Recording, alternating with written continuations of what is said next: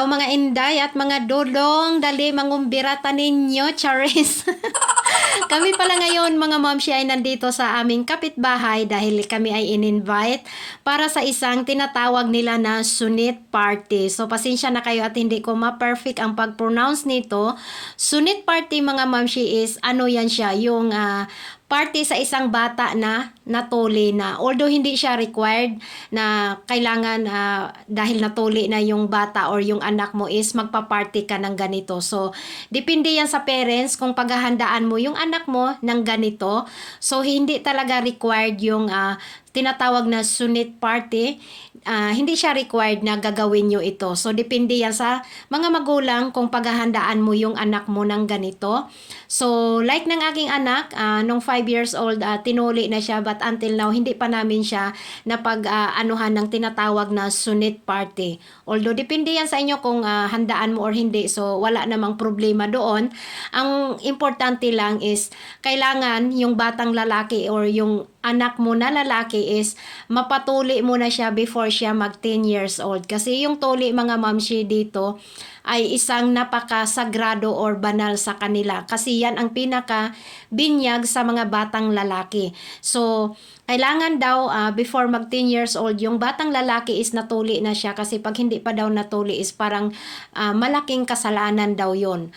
So, ayan mga mamshi, like niyan, yung bata na yan, iba-iba kasi ang style ng party ng ganito. Yung iba naman, simple lang, yung parang nakaupo lang yung bata. Pero ganun din ang suot, para silang king. And then, yung iba nakaupo lang siya sa parang king din na upuan. And then, andoon yung, parang unan, doon ilalagay yung regalo or yung karaniwan kasi natatanggap is gold at pera. So, yung iba naman, like nung pamangkin ni Dodong is nagparty siya ng ganito pero sa loob lang ng bahay nila. So, inayos lang yung kama and then inayos siya ng parang king doon yung bata uupo and then nandoon din yung parang una na doon ilalagay yung ibibigay na regalo na gold or pera. So, depende kasi yan kung depende yan sa parents kung bongga or simple lang yung paghahanda. So, yung iba, siguro pag talagang mayaman sa mga hotel or sa mga kung saan pa man na mas social siya.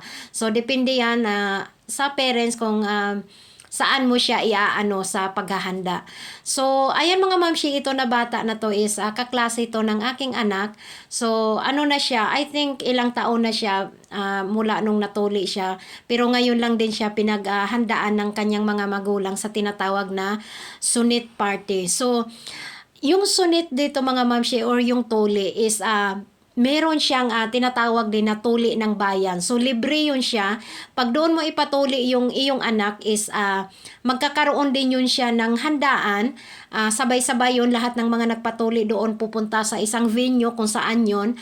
And then, ayun, may kainan at lahat ng mga parents doon sa mga batang natuli na yun is wala silang gagastusin. So, ang magpo-provide nun is yung government.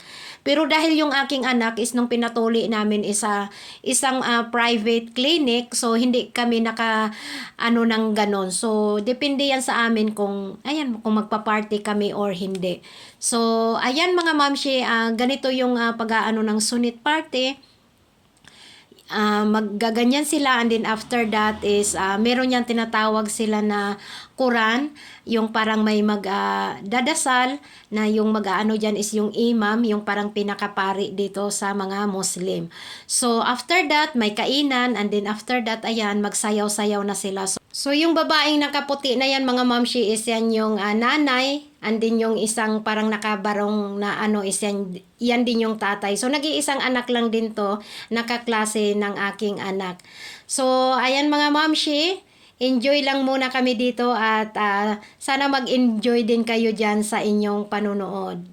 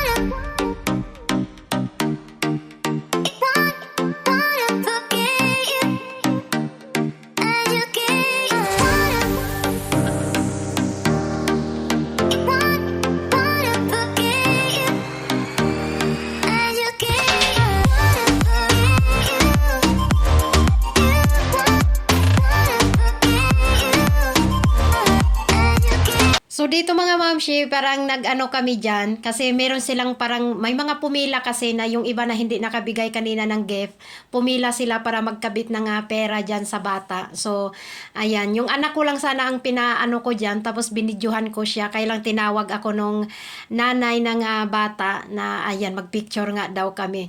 So ayan mga mamshi, tapos na kami kumain dito at medyo nagpa-char-char na lang kami dito. Pero lumakas talaga yung ano niya, yung hangin. Lumakas yung hangin. So kanina nung kumakain kami, hindi na ako nakapag-video kasi inasikaso ko din yung anak ko. At pagka kumuha ako ng umuwi ako sa bahay, although kaharap lang naman to namin. So umuwi ako para kumuha ng pangdubli namin kasi napakalamig talaga, ang lakas ng hangin. At ito nga dito is nag-start na yung dyan, is mahangin na talaga. Mas malakas pa yan dyan kanina. So, ayan. At tapos na din yung tinatawag nila na Quran. So, tapos na yun siya. So, ngayon is nagpa party-party na sila. Nagsasayaw-sayaw na.